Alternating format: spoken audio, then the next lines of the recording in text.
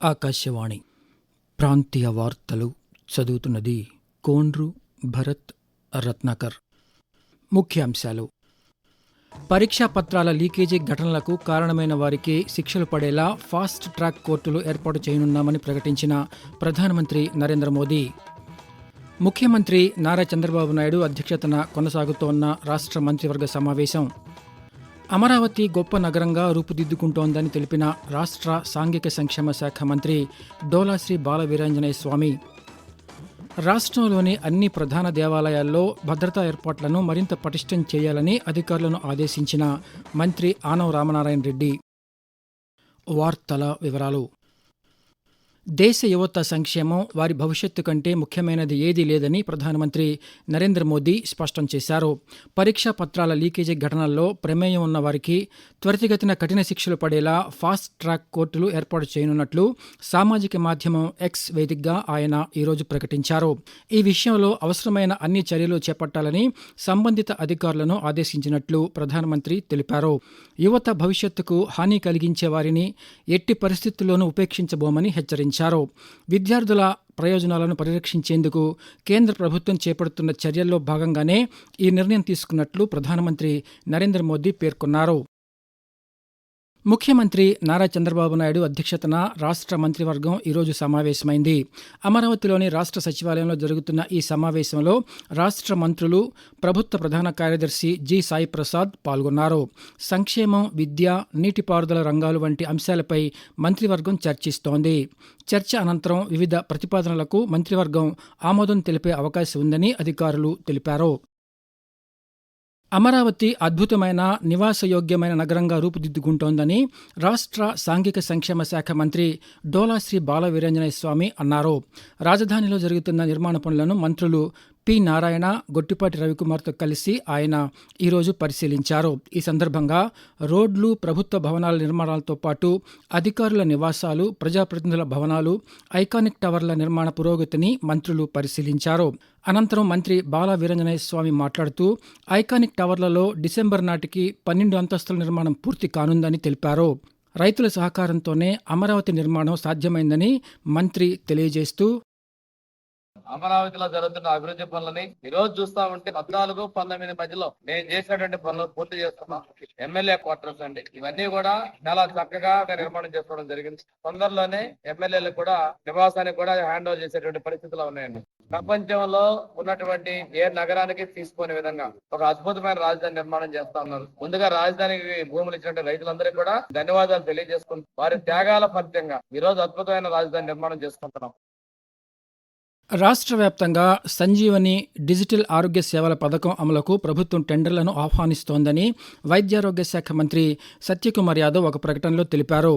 ఈ సంజీవని ద్వారా రాష్ట్రంలోని 5 కోట్లకు పైగా ప్రజల ఆరోగ్య రికార్డులను ఒకే డిజిటల్ వేదికపై సమీకరించి సమగ్ర వైద్య సేవలు అందిస్తామని తెలిపారు. రోగుల ఆరోగ్య చరిత్ర ఆధారంగా ముందస్తు హెచ్చరికలు, టెలికన్సల్టేషన్, నిరంతర వైద్య పర్యవేక్షణ వంటి సేవలు అందుబాటులోకి వస్తాయని చెప్పారు. కుప్పంలో విజయవంతంగా అమలు చేసిన ఈ పైలట్ ప్రాజెక్టు ఆధారంగా త్వరలోనే రాష్ట్రంలోని 28 జిల్లాలకు ఈ పథకాన్ని విస్తరిస్తామని మంత్రి వెల్లడించారు.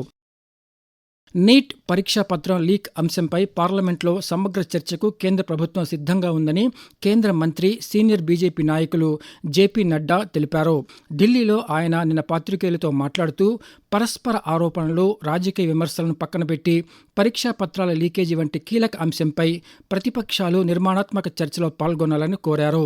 పరీక్షా పత్రాల లీకేజీ సమస్య ఏ ఒక్క ప్రభుత్వానికో, రాజకీయ పార్టీకో పరిమితమైనది కాదని, దేశవ్యాప్తంగా ఆందోళన కలిగించే అంశమని అన్నారు.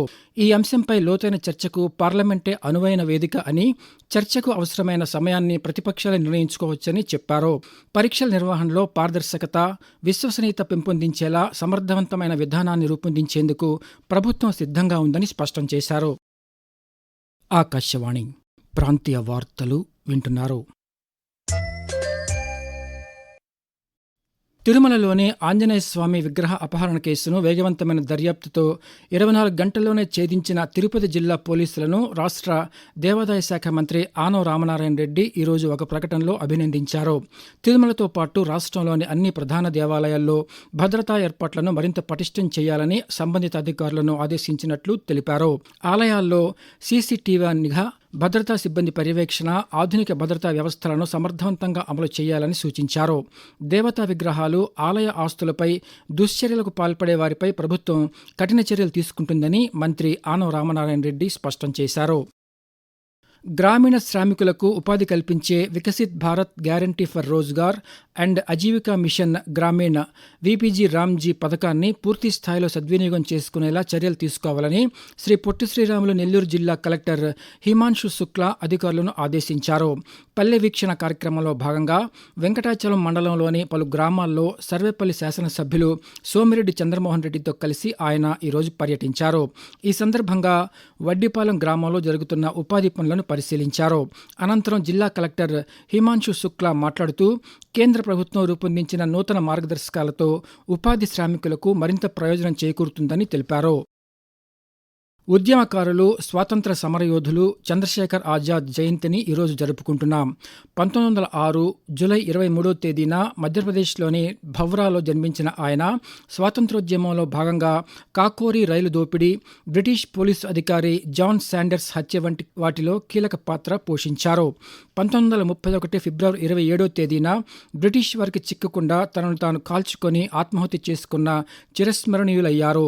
చంద్రశేఖర్ ఆజాద్ జయంతి సందర్భంగా భారతదేశం ఆయన ధైర్యాన్ని, దేశభక్తిని స్మరించుకుంటుంది. ఓటరు జాబితా ప్రత్యేక సవరణ ఎస్ఐఆర్ కార్యక్రమాన్ని పారదర్శకంగా నిర్వహిస్తున్నామని అనంతపురం జిల్లా డిప్యూటీ ఎన్నికల అధికారి ఏ మలోలా ఒక ప్రకటనలో తెలిపారు. అనంతపురం జిల్లాలో మొత్తం 20,38,523 మంది ఓటర్లు ఉన్నారని, ఇంటింటి సర్వే ద్వారా ప్రతి ఓటరుకి గణన పత్రాలను అందజేసి వాటిని డిజిటలీకరణ చేసినట్లు తెలిపారు. ముసాయిదా ఓటరు జాబితాను ఈ నెల 31వ తేదీన ప్రచురిస్తామని తెలిపారు. ఈ నెల 31 నుంచి ఆగస్టు 30 వరకు అభ్యంతరాలను స్వీకరిస్తామని వెల్లడించారు.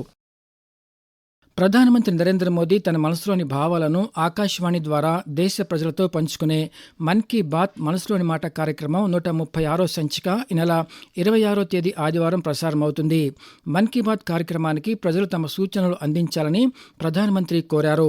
ప్రజలు తమ స్వర సందేశాలను 1-800-11-7800 టోల్ ఫ్రీ నంబర్కు లేదా mygov.in వెబ్సైట్కు లేదా నరేంద్ర మోదీ యాప్కు ఈ నెల 24వ తేదీ వరకు పంపవచ్చు. వాతావరణం.